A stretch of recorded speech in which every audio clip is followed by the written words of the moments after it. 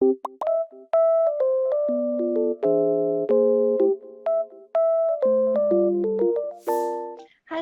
selamat sore semuanya, ayah dan bunda. Selamat datang ke diskusi tentang anak. Hari ini saya Mesti akan berbincang dengan Dr. Inga Triasi, spesialis anak konsultan, Master of Medicine Pediatrics, PhD. Oke, selamat sore. Dokter Inganya sudah hadir di sini.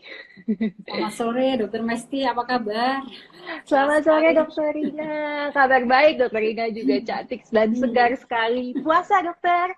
Alhamdulillah. Ya. Alhamdulillah, Ngabuburit semoga nih ya. lancar. Iya, ngabuburit sore ini ya, Dok ya. Iya, Pasti dokter sibuk sekali. Terima kasih banyak, dokter, sudah menyempatkan untuk ngobrol sama saya di sela kesibukan dokter hari ini. sama-sama. Terima kasih juga. Senang bisa berbagi. Mudah-mudahan nanti bisa ngobrol macam-macam. Ya. Oke, baik Dokter Inga. Sebelum kita ngobrol, saya ingin memperkenalkan terkait Dokter Inga Triasi. Dokter Inga adalah seorang konsultan di Divisi Respirologi ya dokter ya, di bagian anak FKUGM Rumah Sakit Sarjito, Yogyakarta. Beliau bagian dari Ikatan Dokter Anak Indonesia Jogja. Kebetulan nih kami berkolaborasi bersama IDAI Jogja. Terima kasih banyak IDAI Jogja. Jangan lupa ayah dan bunda follow juga IDAI Jogja. Nah, kemudian beliau juga mendapatkan gelar Master of Medicine in Pediatric dari Melbourne University dan juga gelar PhD-nya juga dari Melbourne University ya dok ya. Luar biasa sekali. Dan beliau ini ternyata tadi ada seorang teman yang memessage saya secara langsung di Instagram, Dokter Mesti, beliau tuh KPS-nya loh atau ketua sekolahnya program pendidikan anak. Oh iya, waduh aku jadi deg-degan nih wawancara kepala sekolah, Bu Kepala Iya, ya. Sekolah. Begitu. Jadi hari ini kita ingin diskusi dok lebih terkait asma pada anak di bawah 5 tahun ya dok. Mungkin masih banyak yang belum terlalu familiar, ternyata asma juga bisa loh terjadi pada balita gitu dok. Oke, mungkin langsung masuk saja ke pertanyaannya ya dokter ya. Kita mulai Oke. lebih awal nggak apa-apa, jadi mungkin nanti bisa lebih lama untuk diskusi tanya jawabnya. Ya. Oke, mungkin pertanyaan yang pertama dokter, apa saja sih gejala asma pada balita? Oke. Jadi yang pertama yang ingin saya sampaikan kepada para apa nih namanya? Ayah dan Peserta ya. bunda, Aibun. Ayah, Aibun yang hadir di sini, bahwa asma itu memang sebenarnya paling sering mengenai anak-anak usia sekolah gitu. Ya. Asma pada anak usia prasekolah itu gampang-gampang sulit didiagnosis oleh dokter. Tadi ditanyakan gejala asma ya, kalau secara umum gejala asma itu ada batuk dan sesak. Jadi ada sesaknya harus ada, tidak hanya batuk doang. Oh, oke. Dan sesaknya ini biasanya menimbulkan gejala kalau orang Jawa bilang mengi, ada yang bilang bengek. Jadi dia apa ya? Ada suara hik gitu dia pada waktu mengeluarkan nafasnya. Nah, gejala ini kalau pada anak di bawah 5 tahun itu masih bisa disebabkan oleh penyakit atau kondisi yang bukan asma. Jadi kadang-kadang itu yang agak salah kaprah, kalau ada mengi langsung dibilang asma, padahal bisa juga itu sewaktu radang paru. Ya. Kalau asma itu nanti dia khasnya akan berulang, gitu. Ya. Jadi ada batuk dan sesak, kemudian dia berulang. Oh, oke.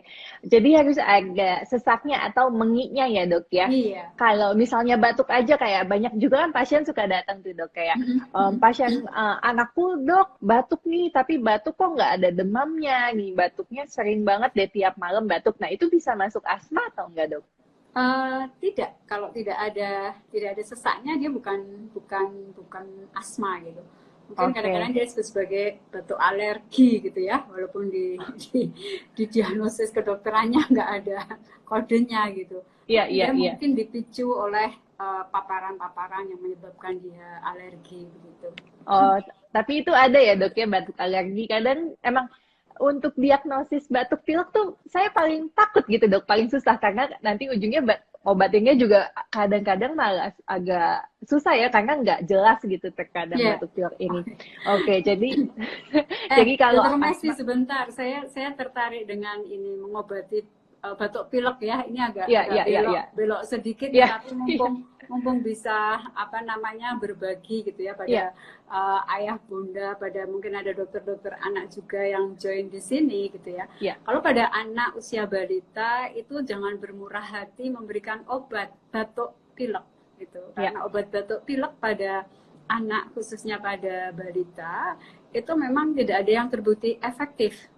Nah, ya kita harus itu dia. waspada, ya. Makanya jangan terlalu bermurah hati untuk obat untuk anak balita. Dan batuk pilek itu bukan suatu hal yang mengkhawatirkan sekali kalau tidak disertai dengan sesak, tidak ada muntah, misalnya seperti itu sih masih suatu hal yang apa ya aman. Dan batuk Ya. sendiri sebenarnya merupakan suatu mekanisme pertahanan tubuh kalau ada zat asing masuk ke dalam saluran napas kita. Nah nih Iya. jangan gampang ngasih obat batuk pilek untuk anak. Iya, Balita. super sekali Apalagi sih ini bayi. dokter. Ya.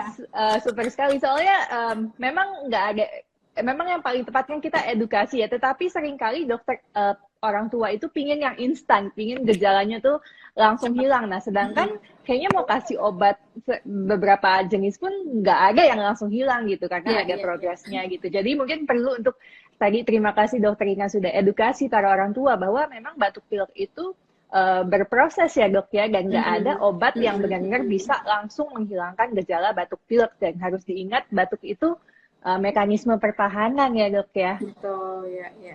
Oke. Baik dok, terima kasih banyak, luar biasa. Nah kemudian tapi sesak itu nggak hanya gejalanya ya dok ya, jadi bisa disertai oleh gejala lain. Kalau utamanya biasanya sesaknya gitu ya. Ya. Asma itu khasnya ada sesaknya dan dia kejadiannya berulang. Tidak harus dengan demam, bisa dengan demam, bisa tidak gitu. Nah, khasnya lagi nih kalau asma. Jadi kita membedakan seorang anak yang sesak ini karena asma atau karena pneumonia ya. Pneumonia itu radang paru-paru. Nah, kalau radang paru-paru, pneumonia itu pembunuh balita nomor 1 masih di negara berkembang. Sehingga kalau pada orang tua sebenarnya yang perlu kita ajarkan kalau ada anak batuk itu mengenali ada napas cepat atau tidak, ada tarikan dinding dada atau tidak. Nah itu apa ya, itu MTBS ya yang dianggap sederhana tetapi menyelamatkan banyak anak. Nah sesaknya asma itu biasanya terjadinya apa ya, jarak waktu antara batuk dengan sesak itu cepat. Misalnya pagi ini anak saya batuk, terus kemudian nanti sorenya sesak. Itu sangat mungkin, apalagi kalau dia udah pernah ada riwayat sesak gitu ya, itu sangat mungkin dia adalah asma. Sedangkan sesak karena pneumonia itu biasanya dia ada batuk, pilek, bisa panas, bisa enggak, 3-4 hari. Terus anaknya itu melentruk gitu ya, kalau orang Jogja bilang melentruk itu aras-arasen ya. Bayi neteknya nggak kuat, nangisnya mulai nggak kenceng gitu, jadi dia mulai aktivitas fisiknya berkurang gitu. Kemudian hari keempat, hari kelima biasanya dia baru mulai sesak. Nah itu ada khasnya masing-masing penyakit itu. Ya. Oke, baik dokter. Jadi kalau asma tuh biasanya berulang gitu ya dok ya, mungkin sudah pernah sebelumnya, terus tiba-tiba sesak lagi, biasanya mungkin di waktu yang sama juga gitu ya dok ya. Nah kemudian kalau seperti itu, seperti apa sih dok, kenapa bisa ada anak yang asma, ada yang enggak? Oke, pertanyaannya bagus banget. Asma itu ada faktor yang mempengaruhi, beberapa yang mempengaruhi. Yang utama ada 2 hal, yaitu faktor genetika atau faktor keturunan, yang kedua faktor lingkungan, gitu ya. Jadi kalau genetik itu biasanya di keluarga akan ada turunan alergi, tidak harus asma. Jadi misalnya bisa saja ibunya ini dia alergi kalau makan udang gatal-gatal gitu. Nanti anaknya jatuhnya asma karena alergi itu bisa kena di seluruh bagian tubuh. Kalau kena kulit bisa jadi biduran, bisa jadi eksim. Kalau kena hidung dia jadi bersin-bersin pagi hari. Kalau kena debu gitu di saluran napas, dia menyebabkan gejala asma. Dan tidak selalu turunan itu langsung dari bapak ibunya, bisa dari eyangnya, kadang-kadang dari buyutnya gitu. Tapi bukan dari tetangganya gitu ya. Maksudnya ada keturunan darah gitu. Yang kedua, tidak selalu anak yang orang tuanya asma atau alergi itu juga akan menjadi asma, karena ada faktor lingkungan juga yang mempengaruhi. Ya. Jadi seorang anak alergi itu manifestasi alerginya akan menjadi berkembang kalau dia terpapar alergen atau zat-zat yang menimbulkan alergi ini terus-menerus. Sehingga prinsip pengobatan pada anak dengan alergi apapun, alergi di hidung, alergi di kulit, alergi di asma, itu yang pertama adalah menghindari faktor pencetusnya itu. Oke, iya. Oke, terima kasih banyak dok, jelas sekali. Nah, jadi bentuk alergi itu nggak hanya asma ya dok, tadi bisa di kulit, kemudian bisa pilek atau rinitis alergi. Nah, yang paling penting adalah menghindari pencetus. Nah, sebenarnya apa saja sih dok pencetus asma itu? Ya, oke. Nah, kalau pencetus asma itu macam-macam. Masing-masing anak berbeda-beda. Tetapi biasanya dia adalah zat-zat alergi yang terhirup, gitu ya. Bisa asap rokok itu bisa menyebabkan asma. Kemudian bisa juga makanan. Ada anak-anak yang habis makan coklat dia terus sesak. Seafood juga bisa. Nah, ada penelitian yang menyebutkan bahwa kalau anak asma dan dia pemicunya adalah food alergi makanan, itu biasanya risiko beratnya itu besar. Ini harus diwaspadai. Jadi hati-hati kalau ada anak asma dan dia punya riwayat alergi makanan, kita harus waspada kalau dia serangan asma, baik untuk dokter juga untuk orang tua. Dokter wajib memberitahukan, mengedukasi orang tuanya kalau ada serangan harus dilakukan begini. Jadi kita memberikan hak kepada orang tua bisa mengatasi serangan asma di rumah, bahkan untuk gurunya juga, guru anak-anak itu. Oke. Menarik sekali ya, lingkungan. Gimana, sorry? Ya, menarik sekali, ini baru tahu juga dok. Baik.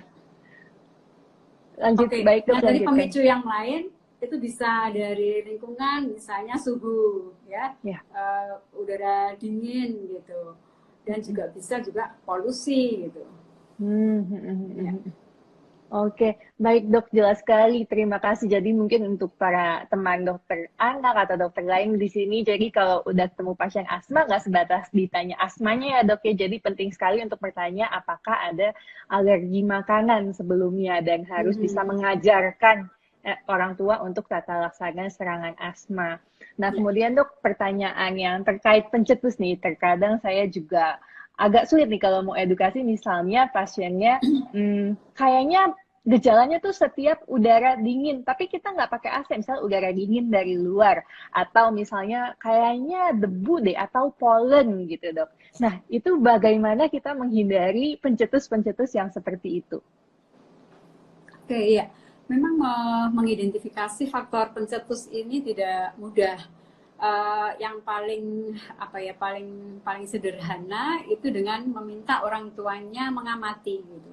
Jadi kira-kira anaknya ini biasanya kalau serangan itu kalau habis apa, dan itu biasanya orang tua itu adalah pengamat yang paling bagus. Artinya dia akan menyampaikan ini kemarin habis makan es krim katakanlah. Es krim pun itu macam-macam. Ada yang es krimnya itu merek tertentu dia nggak alergi tapi nggak mencetuskan asmanya, ada juga yang mencetuskan, berarti bukan dinginnya yang menyebabkan, tetapi ada kandungan-kandungan tertentunya. Kemudian yang kedua itu ada juga dokter-dokter yang ahli alergi, biasanya mereka akan melakukan tes kulit untuk mengetahui alerginya, walaupun tidak selalu apa yang diteskan itu alergi akan merupakan pemicu asmanya, karena jangan-jangan dia memicu alergi di tempat yang lain juga gitu. Ya. Jadi Oke. mengamati kira-kira biasanya kenapa ini Iya. sesaknya gitu.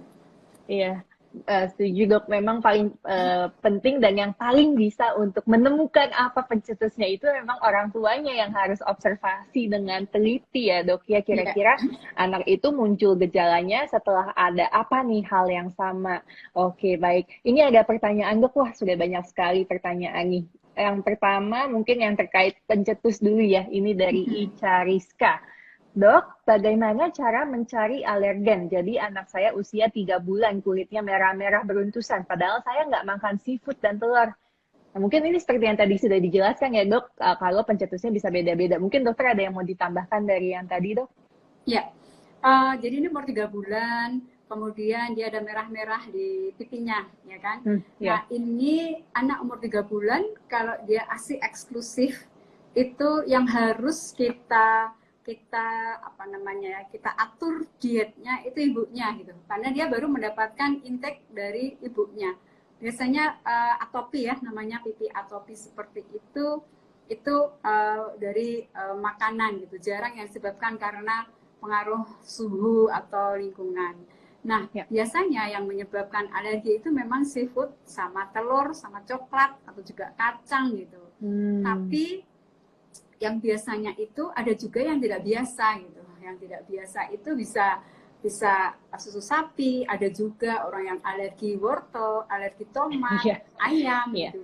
Jadi untuk ibu tadi kalau sudah menghindari seafood dan telur, hindarilah selama sekitar seminggu sampai 2 minggu. ya. Lihat ada perbedaan nggak di pipi anak.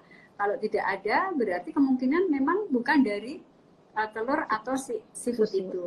Jadi kita Oke. cari yang lainnya, mungkin susu sapi atau kacang-kacangan perlu kita hindari juga. Gitu. Jadi pada bayi apalagi umur 3 bulan, menurut saya hanya itu yang aman yang kita lakukan untuk bayi tersebut. Oke, baik dok, jelas sekali. Jadi kembali lagi observasi orang tuanya kalau 3 bulan, orang tuanya tuh makan apa yang tiba-tiba anaknya ada gejala itu. Nah, Ya. kemudian ada pertanyaan lagi dok dari Hani Novia. Apakah ada pemeriksaan lanjutan untuk mengetahui asma? Ya, jadi asma itu sebenarnya diagnosisnya kalau pada anak, terutama pada balita, didasarkan pada anamnesis. Jadi hanya pertanyaan begini. Karena Ya, pemeriksaan ronsen itu tidak bisa mengidentifikasi anak itu asma atau tidak, apalagi terutama kalau asmanya masih ringan.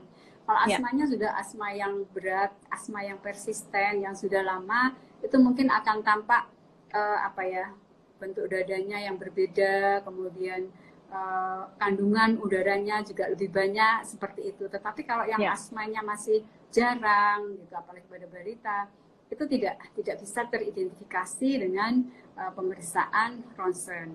Nah, pada anak-anak usia yang lebih besar, 6 tahun ke atas, itu ada pemeriksaan namanya spirometri. Spirometri itu bisa disebut sebagai uji fungsi paru, tes untuk fungsi paru, tapi itu hanya salah satu dari tes fungsi paru yang sederhana. Jadi anak disuruh meniup alat gitu yang nanti akan dilihat ada sumbatan atau tidak di saluran napasnya.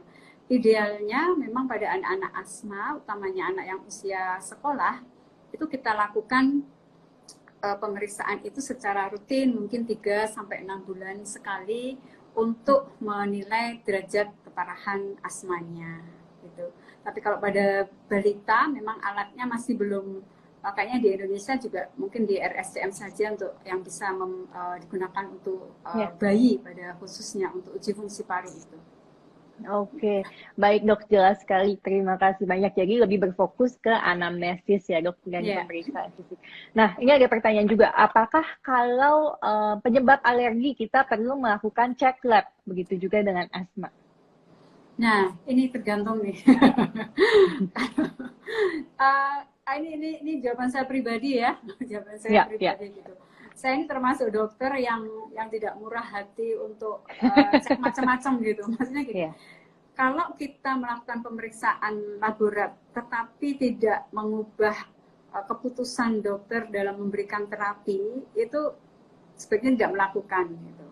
Nah, pada hmm. anak-anak dengan alergi, sebenarnya kalau alerginya itu masih belum berat, itu tidak perlulah kita melakukan pemeriksaan macam-macam. Mahal dokter. Iya, betul sekali itulah. Betul banget. Nah, kalau misalnya pun ya kita pakai BPJS katakanlah, itu kan uang negara ya. Maksud saya, Iya.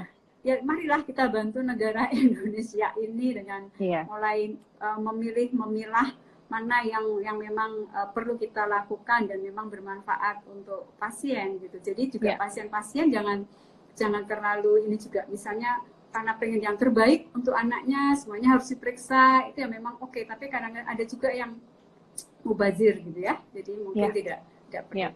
Kalau manifestasi alerginya itu berat itu ada pemeriksaan, tadi kita bisa melakukan pemeriksaan skin prick test, jadi uji kulit untuk alergi, atau juga ada pemeriksaan darah untuk memeriksa kadar alerginya. Iya. Baik dok, tapi tetap kembali lagi yang terbaik tadi seperti dokter Ina sampaikan adalah orang tua observasi, menemukan betul. Makan apa, atau terpapar apa yang membuat anaknya mengalami gejala ini berulang kali gitu. Jadi mata orang tua itu sebenarnya lebih hebat ya dok, mungkin dari pemeriksaan gitu. Oke, baik dok. Kemudian ini ada pertanyaan dari Balki Shaw dok. Berapa persen faktor genetik berperan dalam penurunan asma?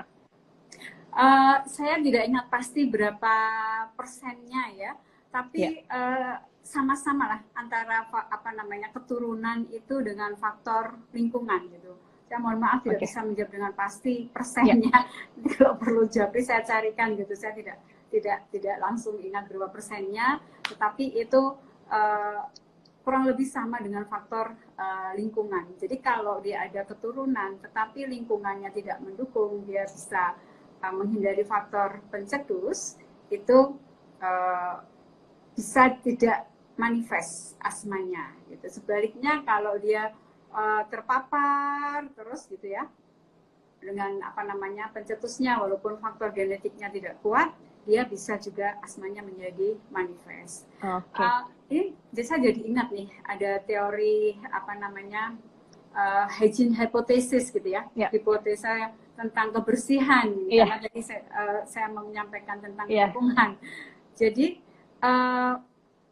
anak-anak yang biasa terlalu bersih, jadi begini, sistem imun tubuh kita, sistem kekebalan itu, selnya itu ada sel yang berfungsi untuk melawan alergi, ada sel yang berfungsi untuk melawan infeksi. Nah, kalau kita itu terlalu bersih, tidak pernah kena infeksi, itu yang akan berkembang justru sel kekebalan yang imun yang alerginya akan berkembang.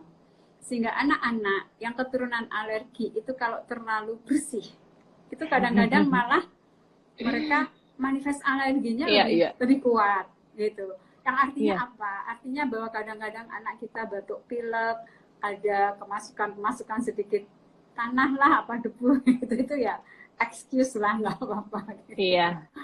Iya, setuju dok, setuju banget gitu. Kayak suami saya tuh orangnya sangat bersih banget, jadi anak tuh kalau main di karpet, bahkan hanya di lantai rumah atau karpet aja, suami saya kayak gitu. Tapi saya bilang milih anaknya alergian atau milih anaknya sehat gitu. Jadi betul. Penting juga ya dok untuk memaparkan ya secukupnya aja, nggak berlebihan. Baik dok, terima kasih. Nah kemudian dok, pertanyaan selanjutnya, apakah obat asma hanya inhaler? Nah, bagaimana pemilihan obat asma? Ya, jadi prinsip pemberian obat pada asma itu sebenarnya adalah yang paling baik dia langsung ke sasaran. Dan asma itu yang dikenai adalah saluran napas, sehingga inhaler atau obat yang diberikan secara inhalasi, baik inhaler atau dengan nebu, itu merupakan pilihan utama cara pemberian obat. Ya. Tetapi memang ada obat-obat asma yang diminumkan, dan obat asma itu sendiri sebenarnya ada dua macam. Satu golongan itu untuk diberikan pada saat dia ada serangan, namanya obat pereda. Jadi kalau dia pas serangan, dia langsung kita berikan obat tersebut. Kemudian yang satunya lagi adalah obat pengontrol atau pemelihara, karena asma itu penyakit yang dia itu sebenarnya seumur hidup gitu ya, tapi tergantung seberapa kita mengontrolnya. Nah, pada anak asma itu kalau ini adalah saluran napas gitu ya. Kalau anak biasa misalnya kena dingin, kena es, kena telur, kena coklat, itu dia cuma begini aja gitu pada anak biasa. Nah, pada anak asma itu dia kena pemicunya, misalnya coklat gitu, terpicu gitu, dia langsung gini. Jadi dia langsung saluran napasnya itu menyempit. Saluran napas menyempit, produksi lendirnya juga banyak, sehingga saluran napas ini menjadi tertutup dan anak menjadi sesak. Nah, saluran napas anak asma ini bersifat hiperreaktif gitu ya. Jadi dia lebay gitu ya, gampang hipersensitif gitu. Kena apa langsung grek gitu. Nah, obat-obat pemelihara ini diperlukan untuk menjaga supaya dia tidak gampang tidak gampang konstriksi, menyempit. tidak gampang menyempit ya, tidak gampang menyempit itu. Dan obat obat asma itu sendiri yang pemelihara itu penggunaannya harus jangka panjang gitu. Oke, baik. Terima kasih jelas dok. Jadi awalnya mungkin yang pilihan utamanya inhaler, tapi nanti dipikirkan lagi seberapa seringnya asmanya, kemudian berat gejalanya mungkin butuh obat minum misalnya seperti itu ya dok ya. Oke, baik dok. Kemudian dok, pertanyaan selanjutnya nih ada dari keponakan dokter Kak, Insta Shiva. Bude, ini aku Shiva. Sejak aku school at home, aku nggak pernah kumat asmanya. Apa aku harus sekolah di rumah terus? Aduh, bude-bude nih. Oke, Shiva, apa kabar? Jadi itu tadi Shiva ya, kalau di mungkin karena pengaruh lingkungan. Nah, biasanya anak-anak itu kan kalau sekolah batuk pileknya kan gantian tuh. Jadi mungkin dia dipicu oleh kebersihan ruang sekolah, dipicu juga oleh teman-temannya ada yang batuk pilek itu. Nah, memang COVID ini adalah istilahnya musibah buat secara global kita semua, tetapi di balik itu juga ada banyak hikmahnya gitu. Kita jadi hidup lebih bersih, kita memakai masker dan sebagainya, itu menghindarkan penyakit-penyakit saluran napas, termasuk anak-anak dengan asma itu juga banyak yang terhindar. Perbaikan ya. Iya. Gitu. Baik dok. Jadi mungkin seperti kalau di sekolah kebersihan polusi gitu ya, mungkin dekat jalan raya atau debu gitu ya dok mungkin. Kemudian pertanyaan dari Kali Sotus, apakah penggunaan AC khususnya sejak bayi berpengaruh memantik potensi asma dok? Terima kasih. Bagus nih pertanyaannya ya, karena sehari-hari ya kenyataannya seperti itu. Kalau nggak pakai AC, anaknya nggak bisa tidur karena panas. Tapi kalau pakai AC nanti memicu batuknya misalnya. Nah, tapi pertanyaannya kan bukan itu. Pertanyaannya apakah penggunaan AC sejak kecil itu bisa menyebabkan asma? Itu sebenarnya tergantung. Dia kalau misalnya dia sudah ada asma gitu ya, sudah terdiagnosis asma, katakanlah umur 2 tahun, 3 tahun, memang dia asma. Kemudian asmanya ini dipicu karena udara dingin dari AC misalnya. Nah, kalau dia setiap hari harus di AC-in gitu, ini akan memperberat asmanya. Tetapi kalau misalnya anak ini tidak asma dan dia tidak ada keturunan asma, kemudian dia sudah sering pakai AC tidak apa-apa, tidak apa-apa, tidak akan memicu menjadi AC atau tidak bisa kita sebutkan bahwa AC itu menyebabkan asma gitu. Ya baik dok, jelas sekali. Kemudian dok, pertanyaan selanjutnya. Ini penting juga nih dok, dari Farida RP. Assalamualaikum dok, saya mau bertanya bagaimana penanganan pertama saat batuk dan bagaimana cara mengeluarkan dahak. Batuk ya. Tadi saya sampaikan, batuk itu adalah mekanisme normal dari tubuh kalau ada sesuatu yang masuk saluran napas kita. Sesuatu yang masuk itu bisa karena dia tersedak misalnya, atau karena di saluran napas ini ada lendir gitu, sehingga untuk mencegah supaya lendirnya itu tidak masuk ke bawah ke paru gitu, kita membatukkan secara spontan. Jadi batuk itu ada yang kawan, ada yang lawan. Nah, itu yang harus kita kenali. Batuk yang kawan itu tidak perlu diapa-apakan, tidak apa namanya, tidak perlu diobati istilahnya, karena dia dibutuhkan untuk menjaga kesehatan kita. Nah, batuk yang lawan itu kalau pada anak itu adalah batuk yang menyebabkan dia muntah.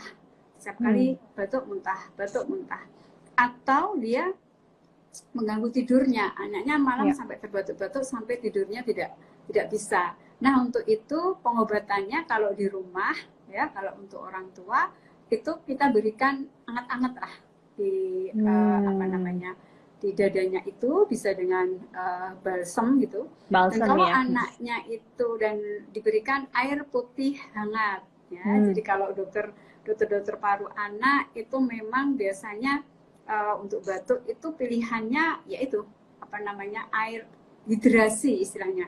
Cairannya dicukupkan supaya lendirnya ini tidak kental dan supaya tidak tidak memicu batuknya. Itu dengan pemberian air putih hangat.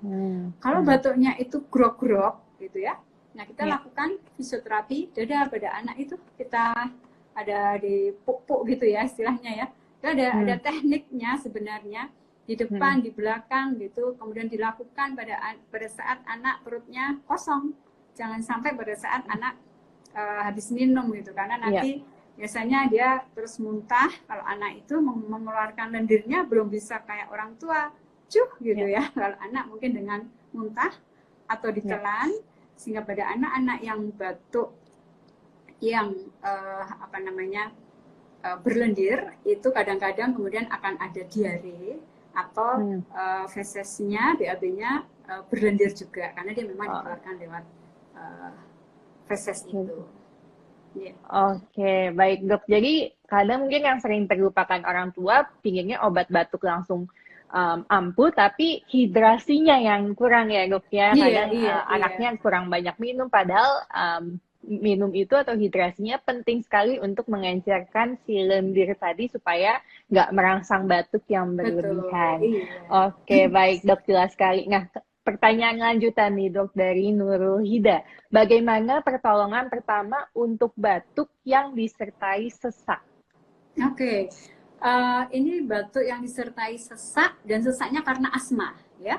Kalau batuk disertai sesak tetapi dia ke arah pneumonia, yang tadi ya, dia udah beberapa hari batuk, kemudian dia ada sesak, itu pertolongan pertamanya dibawa ke UGD.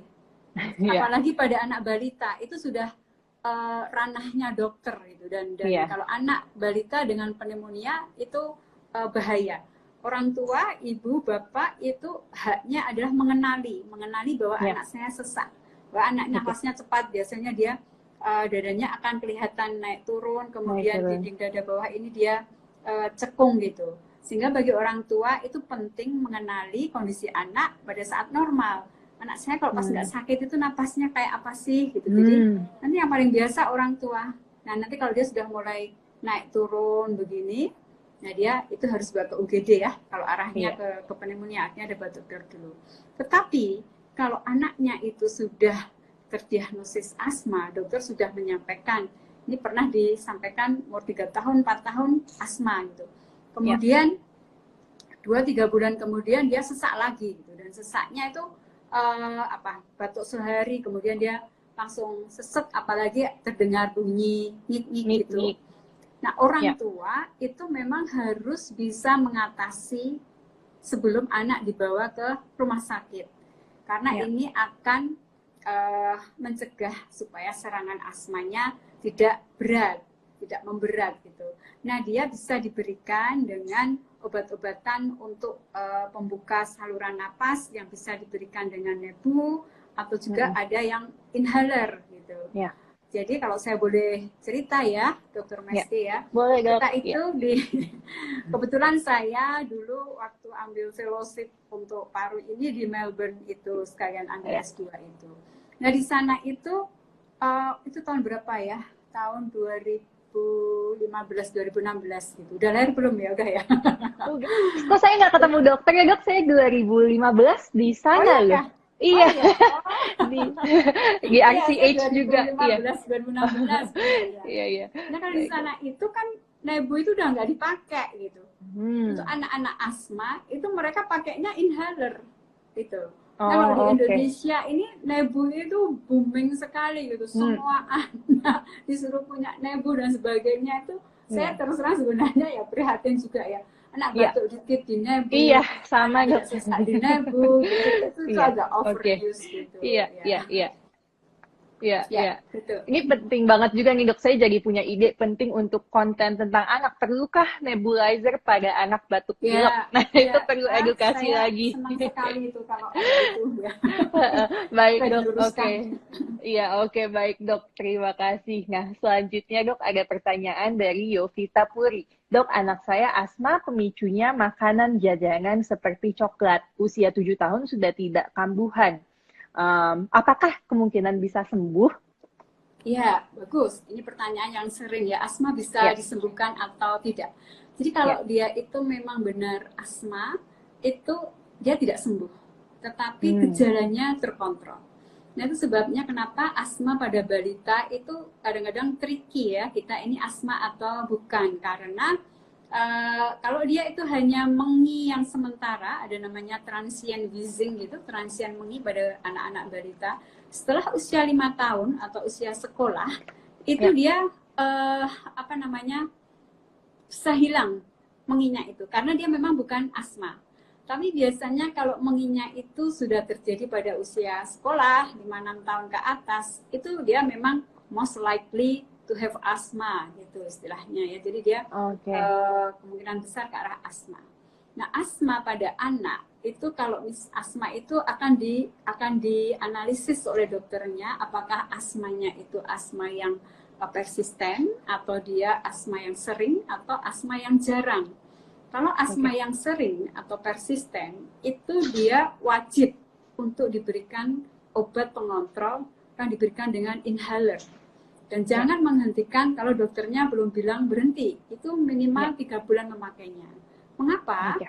Karena anak dengan asma, kalau dia terkontrol dengan baik asmanya pada masa anak ini, 75% itu akan menjadi outgrow istilahnya. Jadi Hmm. dia sudah akan seperti apa ya, remisi gitu. Nah, Ya. tetapi sewaktu-waktu nanti pada masa dewasanya dia bisa saja akan Hmm. timbul pada masa Oke. dewasanya atau masa tuanya. Nah, kalau Hmm. pada anak-anak perempuan itu dan pada wanita-wanita itu kalau sedang hamil itu juga bisa memicu timbulnya asma. Gitu. Jadi Hmm. asma itu tidak bisa sembuh-buh gitu, tapi dia Hmm. terkontrol. Jadi Hmm. sebenarnya dia penyakitnya masih ada tetapi dia sudah lebih apa ya, tidak tidak hiperreaktif itu tadi. Ya. Oke, menarik sekali nih dok. Iya, jadi bisa terkontrol ya dok, tetapi tidak Ya. sembuh. Oke, baik. Terima kasih dokter Rina. Nah, pertanyaan selanjutnya dok dari Diandra Nisa. Seneng nih banyak banget yang aktif nanya. Hmm. Anak saya tahun kemarin kena ISPA dok, tapi waktu dirawat nggak dicek apakah eh, alergi atau asma, tetapi dibilang anak saya kena asma. Oh nggak, dia cerita aja. Alhamdulillah sekarang nggak kambuh lagi. Nah kalau kayak gitu, apakah mungkin asma dok? Kalau cuma sekali? Bisa ya, bisa tidak ya. Oke, Karena kita nggak ya, tahu dia waktu itu ya benar sesaknya sih. kayak Iya, apa gitu. Nah, nanti kalau dia ada sesak lagi di keluarga, ada riwayat asma, kemudian ada riwayat ya, alergi, sangat mungkin dia mungkin asma. Tapi kalau cuma sekali sesak, kemudian semoga sehat terus, yaitu amin. sesak mampir. Oke, Ya. oke. Nah saya tiba-tiba ada pertanyaan ini dok, terpikir. Bagaimana terkait penggunaan probiotik dok pada anak alergi atau asma ini? Ya, probiotik, ada vitamin-vitamin dan sebagainya. Itu memang banyak diteliti apakah dia bermanfaat Ya, untuk apa mencegah alergi. Memang sudah ada penelitiannya ya, bahwa pemberian probiotik itu bisa apa namanya menurunkan risiko alergi. ya. Tetapi sebenarnya berapa dosisnya, berapa lamanya, ini yang masih masih belum belum jelas Oh, gitu. Nah, sekarang apakah mau diberikan atau tidak? ya, Jadi obat-obatan itu ya di hasil penelitian gitu, misalnya ada yang beberapa penelitian menyampaikan ini bermanfaat, tetapi ada yang tidak bermanfaat. Nah sekarang pasien saya, anak saya mau dikasih atau tidak gitu.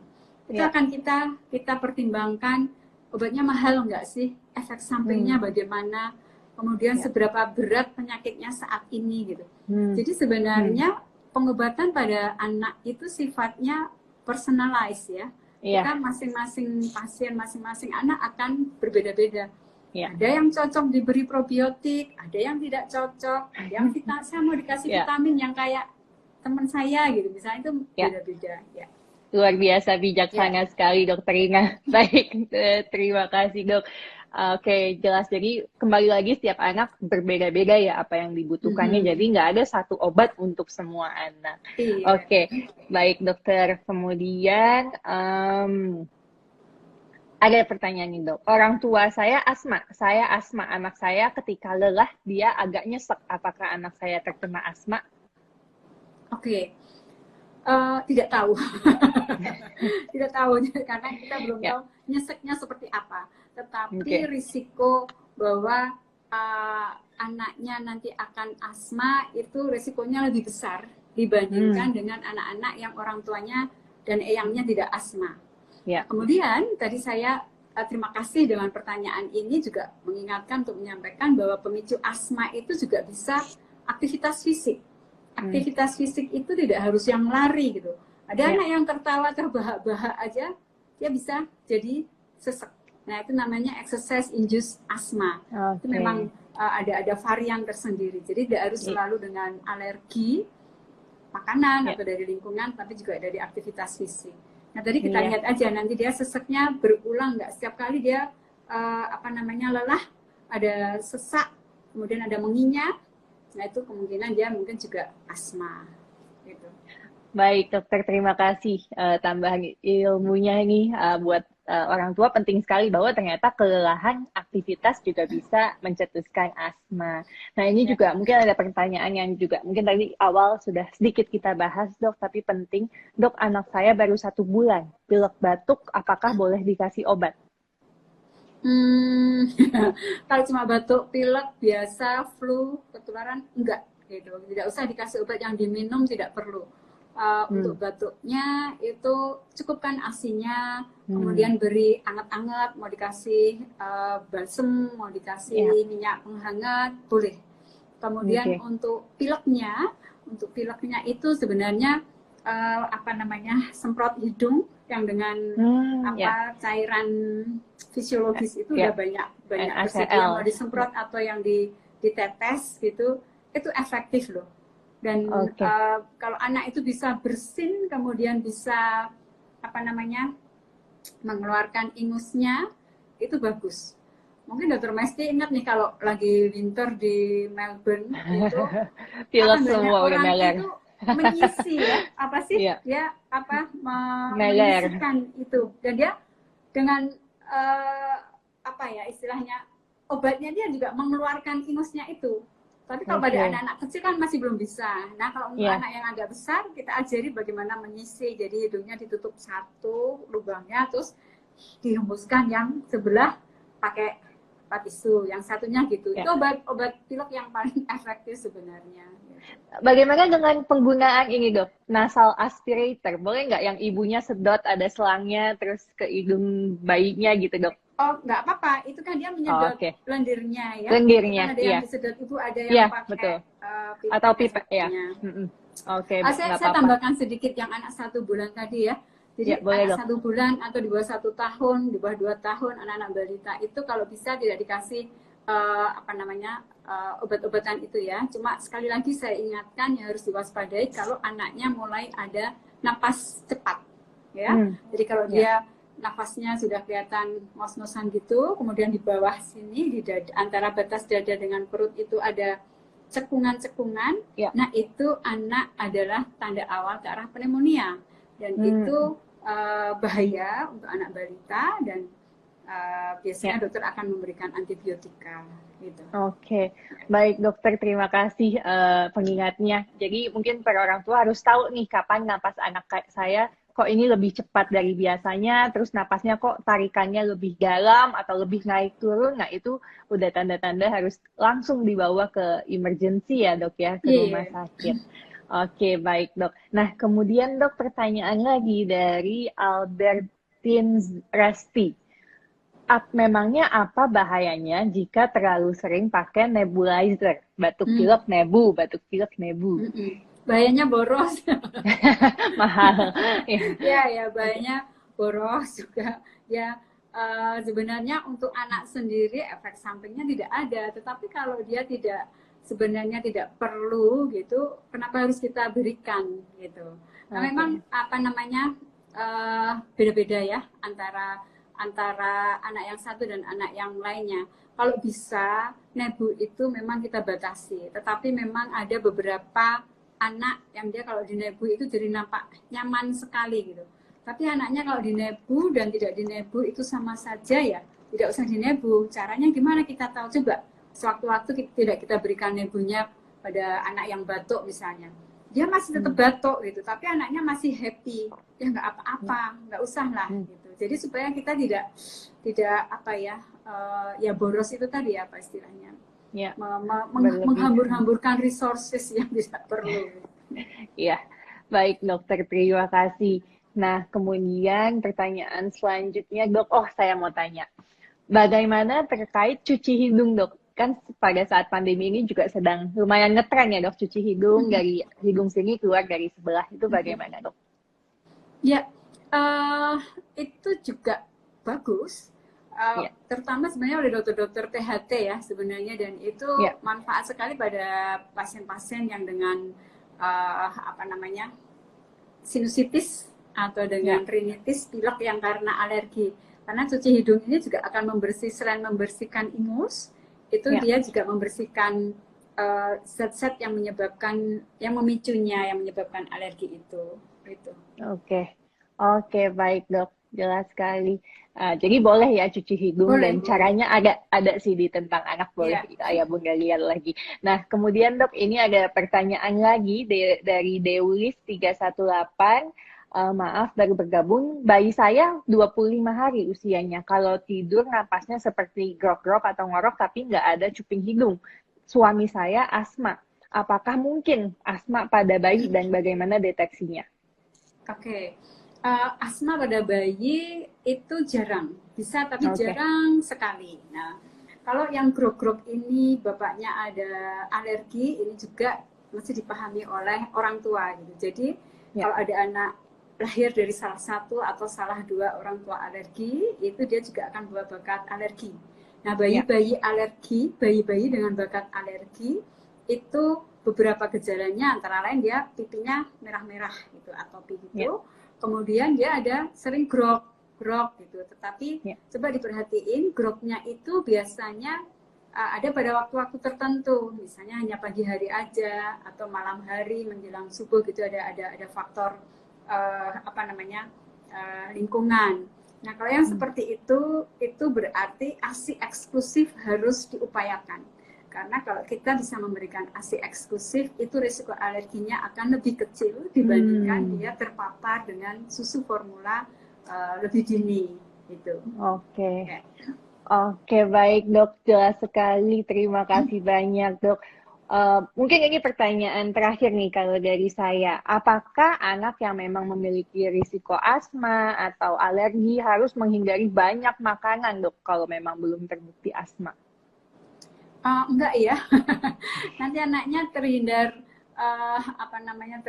dari asma tapi jadi stunting gitu. Iya, jangan ya dok ya. Harus menyeimbangkan gitu, dan misalnya harus dipastikan dulu benar nggak makan. Yang pertama dipastikan makanan itu memang menyebabkan alerginya itu benar makanan itu atau tidak. Kalau tidak ya jangan dihindari gitu. Nah, memang kadang-kadang salah kaprah, dia tidak boleh makan ini, tidak boleh makan itu dan sebagainya. Tapi yang jadi malah anaknya menjadi gizi buruk. Kurang gizi, gizi buruk dia dampaknya malah lebih kemana-mana gitu. Tapi memang ada juga anak-anak yang alerginya kuat sekali itu, tapi ini jarang terjadi sih. Yang alerginya berat itu memang harus menghindari, karena terpicu sedikit saja dia udah flare gitu. dermatitisnya misalnya. Itu.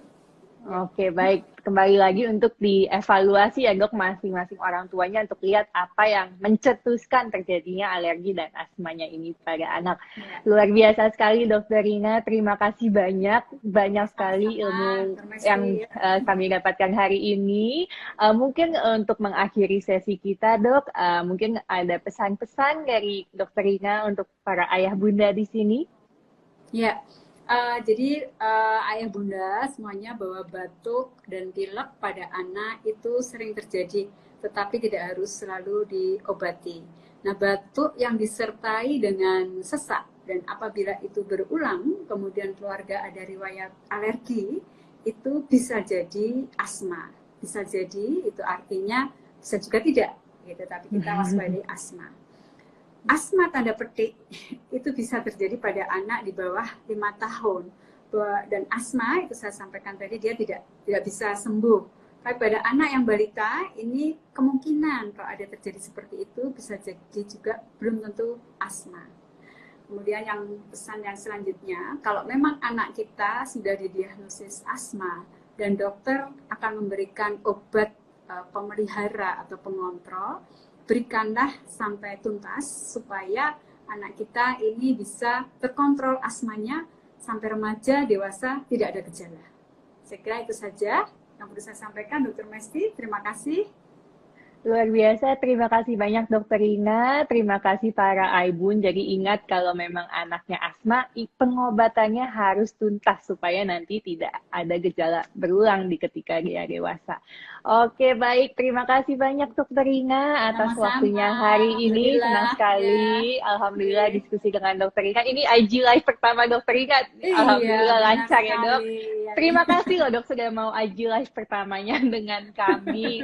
Terima kasih banyak IDAI Jogja, semoga semakin sukses. Terima kasih sudah mau berbagi informasi dengan masyarakat supaya kami lebih teredukasi lagi. Terima kasih juga para ayah dan bunda yang mau belajar bersama-sama kami hari ini dan atas pertanyaannya banyak sekali, aktif sekali, kami senang sekali mendapatkannya.